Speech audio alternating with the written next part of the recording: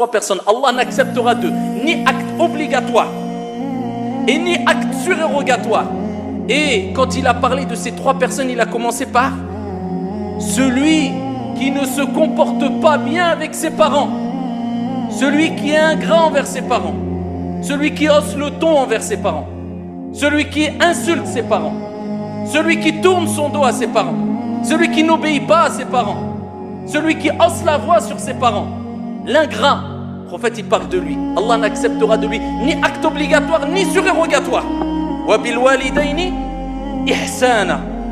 Allah il a utilisé le terme ihsan, l'excellence avec tes parents. Dans le Coran il dit avec ton père et ta mère tu dois atteindre l'excellence. Ensuite le prophète il parle de al-mannan, c'est celui qui quand il fait du bien il le répète aux gens et alors qu'il n'a aucune raison de le faire, et il dit celui qui dément le destin. Et il commence par quoi dans ce hadith? Celui qui manque de respect à ses parents, ayyuhal akhya.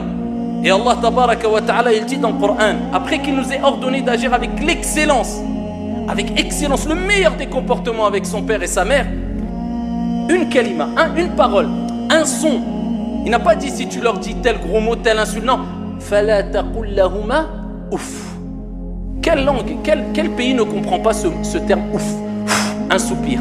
Que dire de celui qui répond à son père, qui ne visite pas ses parents, qui insulte ses parents, qui fait devancer je ne sais qui sur ses parents, qui ont tout sacrifié pour lui? Allah il dit ouf, ouf. Ça fait partie des plus grands péchés en islam.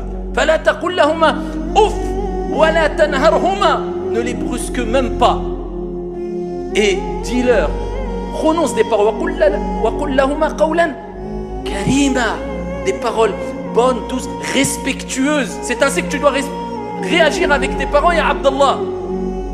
C'est pour cela que beaucoup de gens ne prennent pas conscience du degré d'importance que Dieu a donné aux parents.